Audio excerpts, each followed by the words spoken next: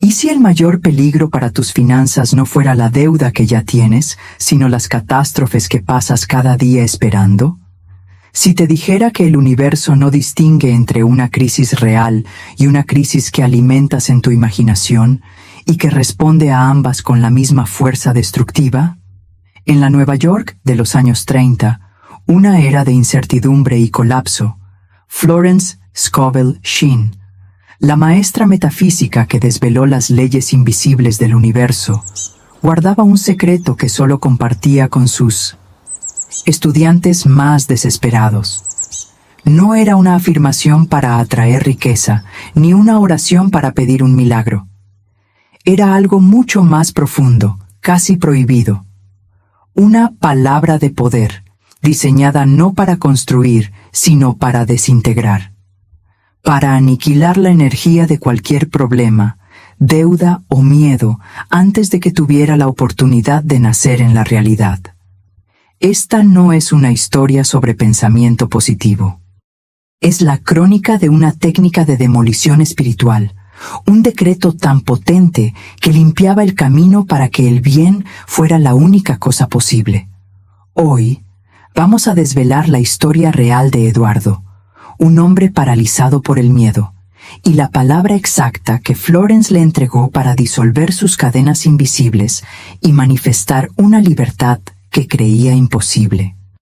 Quédate hasta el final, porque la palabra que estás a punto de aprender podría ser la llave que necesitas para dejar de luchar contra tus problemas y empezar, por fin, a borrarlos del mapa. Si sientes que este conocimiento resuena en tu alma, suscríbete ahora y activa las notificaciones. Estás a punto de entrar a un círculo de iniciados en los secretos más profundos de la manifestación consciente. En el vasto arsenal de técnicas metafísicas de Florence Scovel Shinn, la mayoría estaban diseñadas para la construcción. Eran herramientas para edificar la conciencia de la prosperidad, para atraer el amor o para manifestar la salud perfecta. Pero esta palabra era diferente. Pertenecía a una categoría aparte, una que actuaba con la precisión de un cirujano espiritual, no para añadir, sino para extirpar. Su poder era tal que Florence la enseñaba con cautela. Comprendía que, sin el contexto adecuado, la mente humana podría no entender su propósito. No era una varita mágica para evadir responsabilidades, sino una orden divina para disolver la energía negativa que atraía las circunstancias indeseadas. Era una confrontación directa con las sombras de la mente, un acto de autoridad sobre el miedo. Florence sabía que el universo opera bajo la ley de la vibración. Un miedo intensamente cultivado envía una señal tan clara como un deseo ardiente. El miedo a la deuda crea una vibración que armoniza con la escasez, atrayéndola inevitablemente. Por lo tanto, antes de poder construir un templo de abundancia, era imperativo demoler la estructura mental de la carencia que ocupaba ese espacio sagrado. Para comprender realmente cómo esta palabra puede reescribir un destino, debemos seguir los pasos de Eduardo. Su historia no es solo un relato de desesperación, es el manual de instrucciones viviente sobre cómo usar esta herramienta para desintegrar las prisiones mentales que nosotros mismos construimos, ladrillo a ladrillo, con cada pensamiento de temor. Eduardo no era un hombre perezoso ni falto de inteligencia. Era un hombre de familia, un comerciante que, como tantos otros en 1930, había sido golpeado por la incertidumbre económica. Pero su verdadero problema no estaba en sus libros de contabilidad, sino en el teatro de su mente, donde se representaban tragedias financieras noche y día, sin descanso. Cada mañana se despertaba no con la luz del sol, sino con el peso de la ansiedad. Su mente saltaba inmediatamente a un futuro catastrófico. Imaginaba la carta del banco, la vergüenza frente a sus vecinos, la mirada de decepción en los ojos de su esposa. Estos no eran simples pensamientos pasajeros, eran ensayos detallados de un desastre que sentía inminente. Sus deudas reales eran manejables con un plan y fe, pero las deudas imaginarias eran infinitas. Estaba el miedo a una enfermedad repentina que agotaría sus ahorros, el temor a que un nuevo competidor lo llevara a la quiebra, la angustia de un error imprevisto que lo destruiría todo. Vivía bajo el asedio constante de un ejército de fantasmas. Esta forma de vida lo mantenía en un estado de resistencia perpetua. Su energía espiritual no se invertía en crear oportunidades o en buscar soluciones divinas. Se gastaba por completo en prepararse para un impacto que, irónicamente, su propia preparación mental estaba atrayendo hacia él con la fuerza de un imán poderoso y obediente. La gran lección que Florence revelaría más tarde es que la mente subconsciente es una sirvienta obediente pero ciega. No tiene sentido del humor ni capacidad para discernir entre lo real y lo imaginado. Para el subconsciente de Eduardo, la bancarrota que ensayaba en su mente a las 3 de la mañana era una orden directa, una instrucción para empezar a crear esa misma realidad. Él estaba pagando un interés altísimo por deudas que ni siquiera existían. El precio era su vitalidad, su paz mental y su claridad para tomar decisiones. La energía del miedo es corrosiva, disuelve la fe y deja al descubierto el nervio de la duda. Cada escenario negativo que imaginaba era un depósito en la cuenta de su propio fracaso. Este estado mental envenenaba sus acciones diarias. Se volvió temeroso e indeciso en su negocio. Rechazó una oportunidad de inversión prometedora por miedo a perder, y al mismo tiempo se aferró a métodos anticuados por miedo a cambiar. Sus decisiones, dictadas por el pánico, solo servían para estrechar el cerco de la limitación a su alrededor. Así se forja un ciclo de autodestrucción. El miedo genera inacción y malas decisiones. La inacción y las malas decisiones generan resultados pobres en el mundo real. Y esos resultados pobres refuerzan la creencia original de que el desastre es inevitable. Eduardo estaba atrapado, corriendo en una rueda cuyo motor era su propia imaginación descontrolada. Es importante entender que Eduardo no estaba espiritualmente inactivo. Había leído libros sobre el poder del pensamiento y había intentado, con fervor, aplicar sus principios. Se paraba frente al espejo y afirmaba con labios temblorosos: «Soy rico, soy próspero, todo está bien», esperando que las palabras mágicas cambiaran su realidad. Pero sus esfuerzos eran inútiles. Florence enseñaba que una afirmación es como una semilla. Para que germine, debe caer en tierra fértil. La mente de Eduardo no era tierra fértil, era un pantano de miedo y duda. Sus afirmaciones de abundancia eran ahogadas instantáneamente por la creencia subyacente y mucho más poderosa de que todo estaba a punto de derrumbarse. Esta contradicción lo llevaba a una profunda frustración espiritual. Se sentía engañado por las promesas de un poder mental que para él no funcionaba. Cuanto más afirmaba la prosperidad, más consciente se volvía de su ausencia, creando un doloroso cortocircuito entre su deseo y su realidad vibratoria. Estaba gritando riqueza en un universo que solo escuchaba su susurro de miedo. Lo que no sabía era que sus oraciones sí estaban siendo respondidas.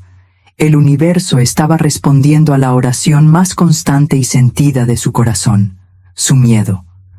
Su convicción en el desastre inminente era su verdadera afirmación dominante, y la ley de la atracción, con su precisión infalible, estaba organizando las circunstancias para cumplir con esa oscura profecía.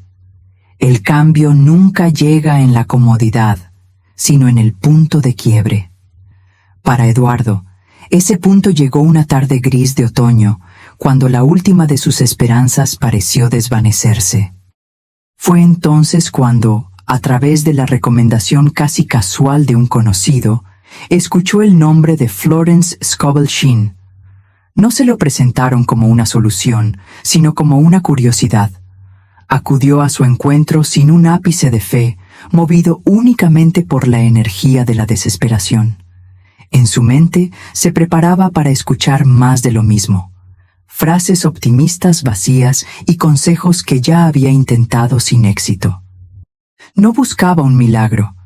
Simplemente buscaba un último lugar donde descargar el peso de su alma antes de rendirse por completo. Sin embargo, al entrar en el espacio donde Florence recibía a sus estudiantes, sintió algo diferente. No era la opulencia de la riqueza material, sino la atmósfera de una certeza inquebrantable.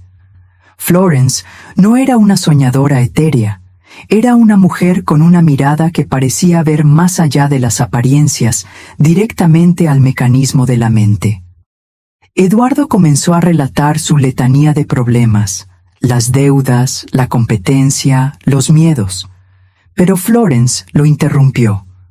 Con una calma que era a la vez compasiva y firme, le hizo saber que ella no estaba escuchando la historia de sus problemas.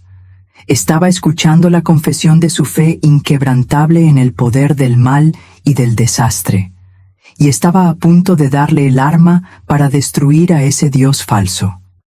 Florence escuchó pacientemente, pero su mirada no se enfocaba en la historia de Eduardo, sino en la energía que la impulsaba.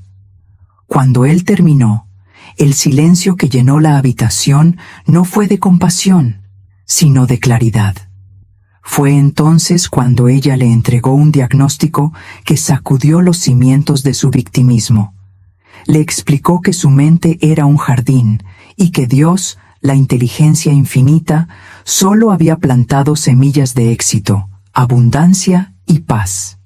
Sin embargo, a lo largo de los años, él mismo había permitido que las semillas del miedo, la duda y el resentimiento, arrastradas por los vientos del mundo, echaran raíces en ese terreno sagrado.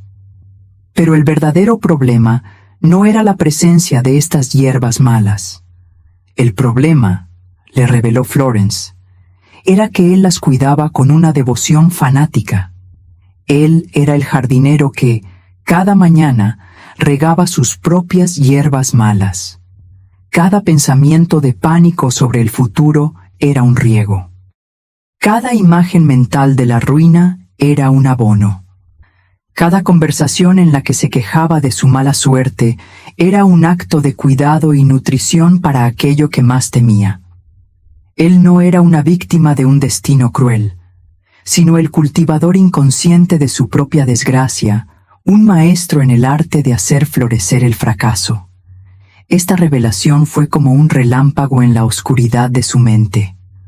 Por primera vez, Eduardo entendió que la lucha no era contra el mundo exterior, los bancos o la economía. La única batalla que importaba era contra su propia imaginación mal dirigida. Se dio cuenta de que había estado usando el poder divino de su pensamiento para construir el escenario exacto de su peor pesadilla. Con esta nueva comprensión, Florence le explicó a Eduardo una de las leyes espirituales más ignoradas, la ley del vacío. Le enseñó que el universo aborrece el vacío y se apresura siempre a llenarlo. Sin embargo, no se puede construir una mansión de prosperidad sobre un terreno que ya está ocupado por la choza podrida del miedo. Intentar hacerlo solo resulta en frustración. Sus afirmaciones de «soy rico» eran como intentar colgar cuadros valiosos en paredes que se estaban desmoronando.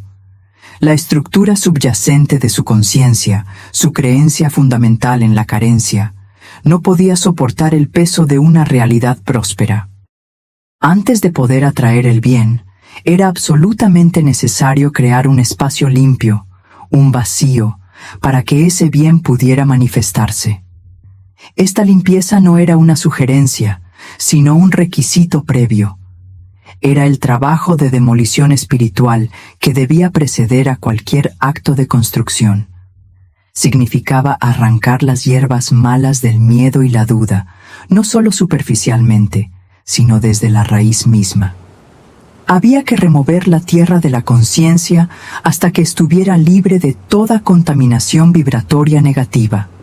Por lo tanto, la primera tarea de Eduardo no sería afirmar la riqueza, sería aniquilar la conciencia de la pobreza. No sería visualizar el éxito, sino disolver y desintegrar cada imagen mental del fracaso. Necesitaba una herramienta que no añadiera nada nuevo, sino que purificara el espacio existente, creando un vacío sagrado que la abundancia divina, por su propia naturaleza, estaría obligada a llenar. Fue en este punto que Florence se inclinó hacia adelante, y el tono de su enseñanza pasó de ser filosófico a ser intensamente práctico. Le explicó a Eduardo que le iba a entregar una herramienta de la metafísica avanzada. No era una petición humilde al universo, ni una esperanza lanzada al viento. Era un decreto de autoridad espiritual, una orden directa a la sustancia universal. La naturaleza de esta palabra, le advirtió, era disolvente. Su función era la de un ácido espiritual que actuaba sobre las formas de pensamiento negativas. Florence le enseñó que cada miedo persistente crea una forma de pensamiento congestionada en nuestro campo energético, un modelo etérico que espera las condiciones adecuadas para precipitarse en la realidad física. Estas formas de pensamiento son la causa invisible de los efectos visibles. La palabra de poder no negociaba con estas entidades energéticas. No intentaba cubrirlas con pensamientos positivos. Su propósito era mucho más directo y final. Las desintegraba. Las reducía a su nada original, borrando el modelo antes de que pudiera convertirse en una manifestación. Era el comando que se le da a la oscuridad para que cese de existir. Florence fue clara. Esta no era una herramienta para ser usada a la ligera. Exigía una comprensión de que uno está operando como un agente del orden divino, limpiando la propia conciencia de todo lo que no se alinea con el plan perfecto de Dios. Era un acto de reclamar el dominio sobre el propio universo mental, usando el poder de la palabra hablada para demoler las prisiones invisibles. Mirando fijamente a Eduardo, asegurándose de que comprendía el poder y la responsabilidad que estaba a punto de recibir, Florence le entregó el decreto exacto. Le instruyó a que lo dijera con autoridad, sintiendo que no era su pequeño yo el que hablaba, sino el poder infinito de Dios en él, el que emitía la orden. La palabra de aniquilación era una frase precisa y completa. Bajo la gracia y de manera perfecta, comenzó ella, explicando que esta primera parte asegura que la limpieza ocurra de forma armoniosa y divina, sin causar estragos ni violencia en su vida. Es una cláusula de seguridad que alinea la acción con la voluntad divina. Luego, continuó con la parte central del decreto. Toda planta que mi Padre Celestial no haya plantado en mi conciencia es ahora arrancada de raíz. Le explicó el significado profundo. Las plantas que mi Padre no ha plantado son todas las creencias de miedo, carencia, ansiedad, resentimiento y culpa. Son todos los pensamientos que no provienen de la fuente del bien perfecto. Son las hierbas malas que Él mismo había estado regando. La frase no dejaba lugar a dudas ni a excepciones. Cubría todo el espectro de la negatividad. Y la parte final, es ahora arrancada de raíz, era la orden de demolición. No pedía que se marchitaran, sino que fueran eliminadas por completo, desde su origen, para que no pudieran volver a crecer. Era un comando para una purificación total e irreversible. Le dijo a Eduardo que repitiera esta frase cada vez que un pensamiento de miedo intentara asaltar su mente. Eduardo salió de aquella habitación sintiéndose extrañamente ligero, como si un peso invisible ya hubiera comenzado a disolverse. Aferraba esa frase en su mente como un salvavidas. Esa misma noche, la prueba llegó.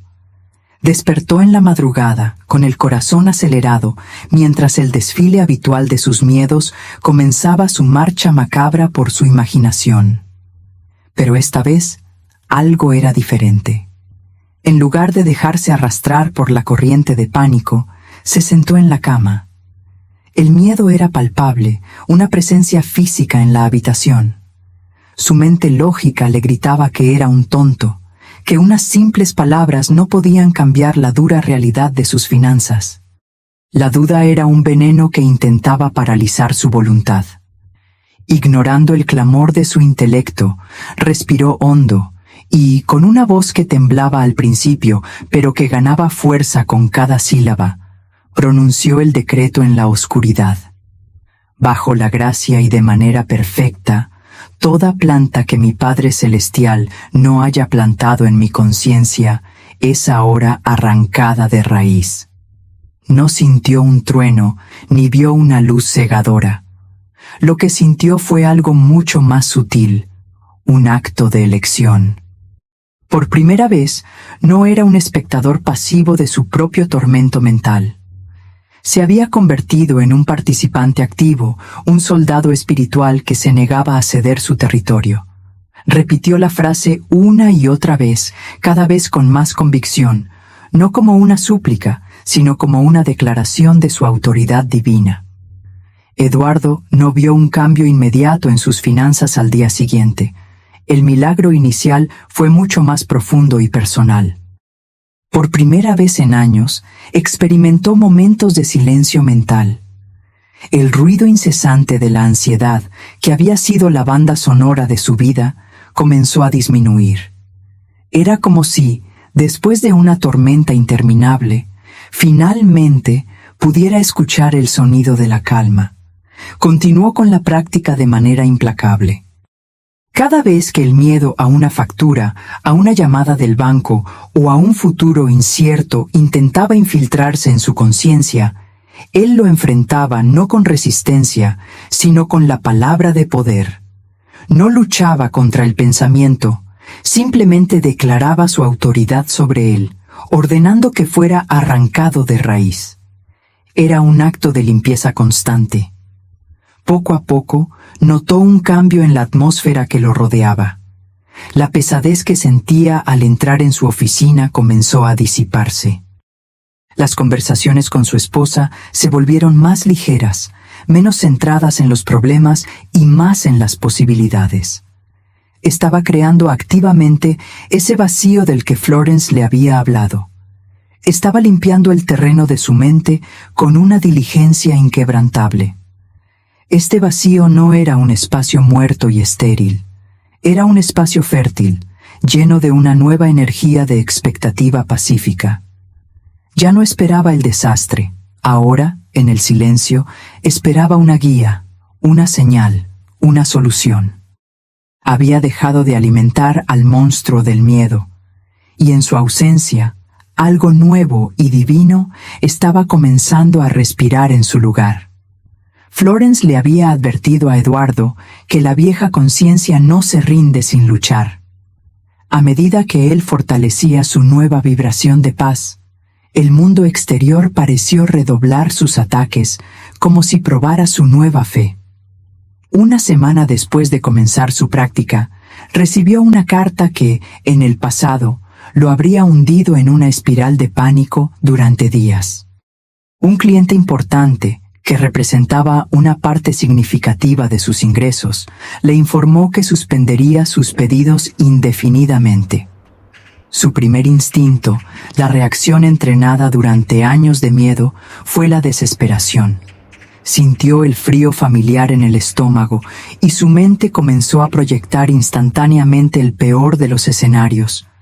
La ruina total era ahora inevitable. Todo estaba perdido. Pero en ese momento crítico, recordó su entrenamiento. Se encerró en su despacho, no para lamentarse, sino para tomar su posición de poder espiritual. Con la carta en la mano, un símbolo tangible de la adversidad, declaró una y otra vez la palabra de aniquilación.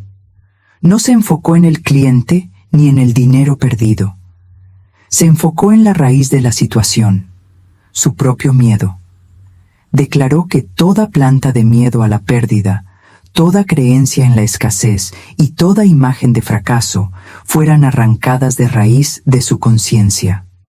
Fue una batalla campal en el interior de su mente, la vieja programación contra la nueva autoridad. Pero él persistió, eligiendo conscientemente disolver el miedo en lugar de alimentarlo, transformando la mayor prueba hasta el momento en su mayor acto de fe. El milagro no ocurrió como Eduardo lo habría imaginado. No recibió una llamada del cliente retractándose de su decisión. El universo, en su infinita sabiduría, tenía un plan mucho más elegante. Al día siguiente, mientras revisaba sus cuentas con una calma que lo sorprendió a él mismo, recibió una llamada de un proveedor con el que tenía una deuda considerable. Se preparó para una conversación difícil, pero la voz al otro lado del teléfono era inesperadamente conciliadora. El proveedor le informó que debido a un error de contabilidad interna descubierto recientemente, una parte significativa de la deuda que le atribuían era incorrecta. De hecho, la deuda había sido saldada meses atrás, pero el sistema nunca se actualizó. El papel que tenía delante ya no era una obligación, era un recibo.